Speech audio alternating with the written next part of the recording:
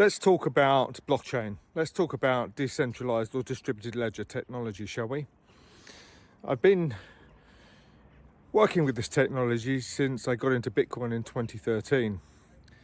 And I built a Bitcoin derivatives trading platform, some other fintech structures using distributed ledger or decentralized models, business models, because that's ultimately what you're alluding to.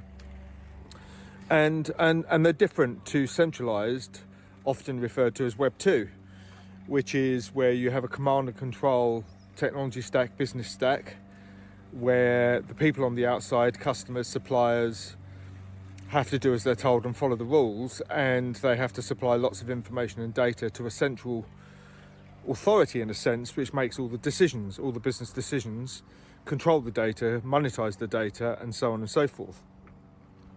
Now, the problem with that, of course, is that business model is the same as everybody else's. It delivers very little competitive advantage, very little.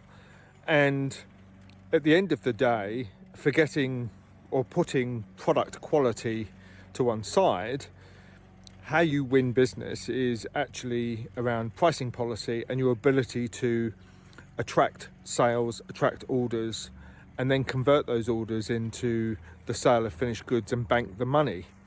Order to cash, purchase to pay, cash conversion cycle.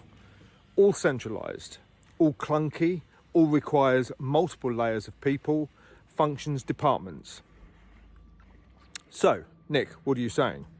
What I'm saying is this: when you move to Web3 and you flip the pyramid, where you're actually creating a model that puts the people on the outside of the business in control of the journey, the customer, suppliers, things change.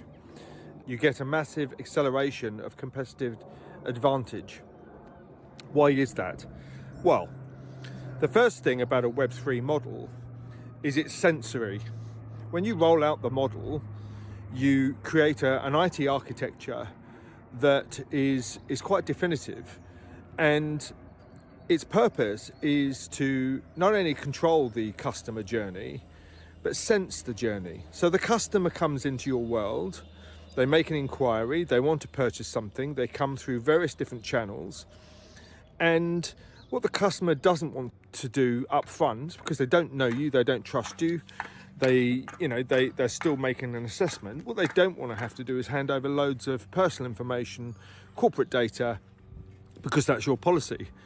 What they want to do is still purchase, and they want you to earn their trust. So therefore, they will give you a level of information, you will get some business from them, and then as that trust matures, they will share more and more information about their preferences, their lifestyle, what they buy, what they don't buy, and so on. So it's a progression. The major difference, of course, is who controls the data. Now, customers want to control their data. They're quite happy to share their data, but they want to share in the rewards that go with delivering that data. Data sovereignty in a Web3 model stays with the customer. They share their information, and they are therefore rewarded for sharing that information. But they decide. Not the Web2 world where it's centralization and they decide and they get the benefits. And also centralization, they get hacked, and the customer's data is often shared and lost without their wishes anyway. And Web2 also hides behind these enormous policies and terms and conditions that mistakenly signs away the user's rights to have access to their data. But that's old school, that's old thinking. Web3 is new thinking. Web3 is competitive.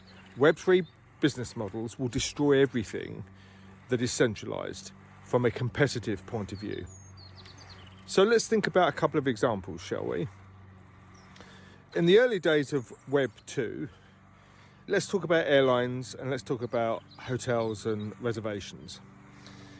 They owned the customer, and they had frequent flyer loyalty schemes that offered opportunity for the customer to make additional rewards, and also to drive loyalty, and also to use those systems to gain insight into the customer. the pay behaviour, the spend patterns and so on. What then happened was Uber and Airbnb and online travel agents disintermediated hotels and airlines. They lost control of their customers. They lost control of price. They lost control of bookings. And they allowed it to happen because they live in a centralised Web 2 world. Now, platforms are also hybrid Web 2. And what's coming next, of course, is a completely decentralised Web 3 business model that will replace Uber. And that's called autonomous driving and autonomous taxis, which Musk is launching. So these are node endpoints. The taxi is the Web3 end. It is the IoT device. And how you engage with that endpoint and that IoT device as a consumer is a Web3 interface. It's a game changer. Uber's done. Airbnb's done. All the industries will move to Web3. Why? Because customers like it. Customers get rewarded for it. Customers are in control of their data. Customers are in control of their journey. Simple.